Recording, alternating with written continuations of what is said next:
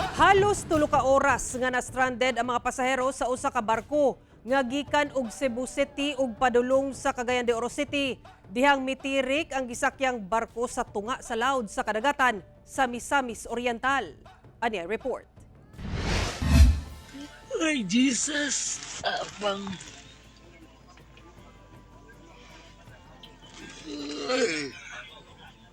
Sa emergency light na ni. Sobra kangit-ngit ug halos wala na'y makita.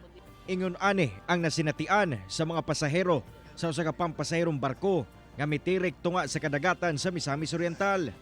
Sa kuhang video ni Aiza Engito, tataw gayod ang kangit-ngit sa lugar kung asa uban sab niya ang iyang pamilya.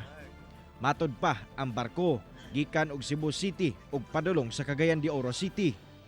Eksklusibo natong nakahinabi si Aiza kinsa usa sa mga pasahero sa mong barko. Matod niya nga hilabihang kaguol ug kahadlok ang ilang gibati ni adtong higayuna. Labi pa nga uban niya ang iyang duha ka mga gagbay pang anak. Halos 3 ka oras kuno sila nagpalutaw-lutaw sa dagat, una pa man na rescue. Kagadugay nga 4:30 na maglasing ko na wala gyapon sige ra siya kanang mura sa kung sasakyanan pa bitaw sir magsige start bitaw pero wala nagi-andar.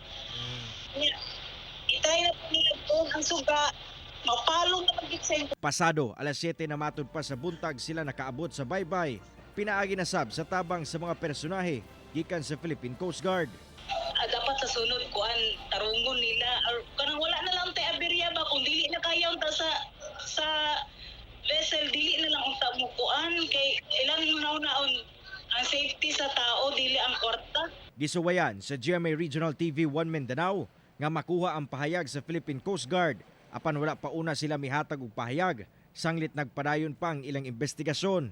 Amo sab gisuwayan ang Philippine Ports Authority apan wala pa sab sila mitubag.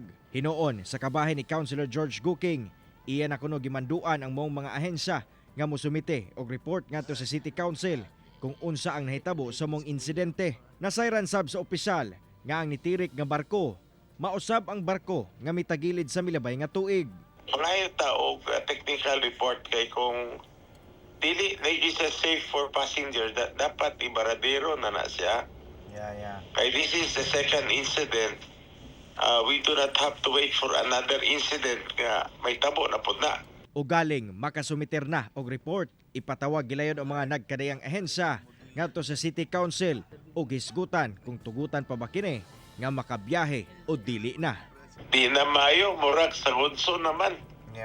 Dili ta maghulat og dako nga major event. Aya ta mulihok kay mabasol ta sa mga katawan, especially ka ng barko ha.